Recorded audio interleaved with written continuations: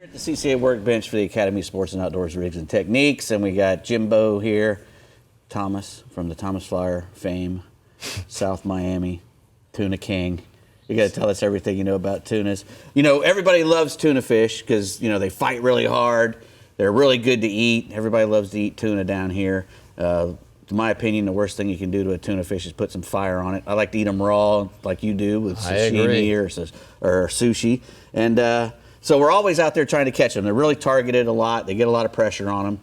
But how do you go about trying to catch one? What are you doing when you're going out and trying to find these tuna first off? All right, so first off, we got to be out there in the proper time of the year, which is right now. Right. You know, we can see them throughout the year, but usually they're on the smaller side. Right now is when we catch the largest ones, 35-pounders, 30-pounders, 25-pounders. So nice yellow. Are these resident fish that just get fatter and fatter, or do the big ones come in? I think they're moving in. They're spawning right now. I got you. Because a lot of the ones we clean have some roe in them, so that these big ones show up to spawn. It's every year, you know, May, you set the clock with them. We rarely see a yellowfin. When we do, we hardly ever catch them because we're not using the proper tackle for them. Right. I wish I could figure out why the yellowfin like to stay on the other side of the Gulf Stream. I think the ones that we see are migrating. They're not living here. Where these blackfins are living here, those yellowfins, they're just cruising back and forth to wherever they decide to live, whether it's north or south of us. So we're going to talk about catching blackfins. Now, you can troll for them. Right.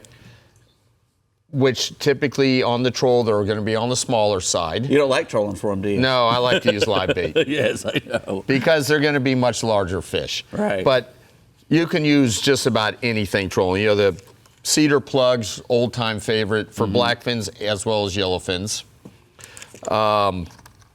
Deep diving lures work well. Right. All kinds of assorted tuna feathers. This says tuna feather on there, so it's tuna pro, I think. Tuna magnet. let me hold it. So, I'll hold it real quick and hold it still. This is R&R Tackles. It's tuna magnet. So it's got to catch tuna because it says so. Well, it's a tuna feather. And you know, tuna is unlike a lot of other species out here. They're very size specific. Correct. You don't want to, you know, come trolling through there with big horse ballyhoos when they're out there eating a whole lot of little things that are, you know, maybe this size. Right. You know, and I've caught a lot of little blackfin tunas and other even big yellowfin tunas on things that are this big. Right, because they get trained on what they're feeding on. You know, they're eating small flying fish, which are in this size range. That's what they want. You troll something like this by, that's not what we've been dining on. Eating, yeah.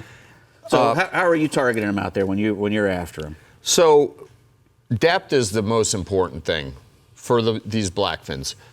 Whether it's 120 feet some days, 190 feet, 250 feet. If you can find a color change with some north current, that's where it's going to be good. But we also can catch them in the green water.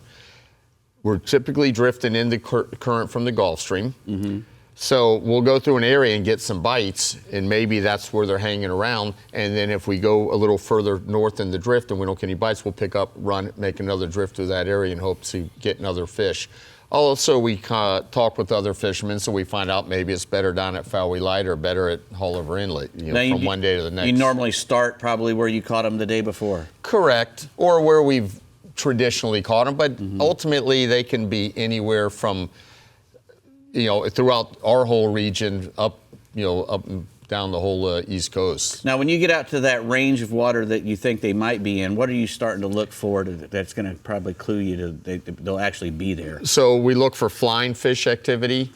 Typically, there's not birds on these blackfins. Right. Not like the yellowfins where you have a birdnado. Right. There's hardly ever birds on the blackfins. So we're drifting with our baits out under the kite, on the flat lines, out of the outriggers, in the hopes of the blackfins coming up. If you can chum with some live pilchards, that oftentimes will really get them fired up. And you might be throwing live pilchards out, and they come up 200 yards away from you.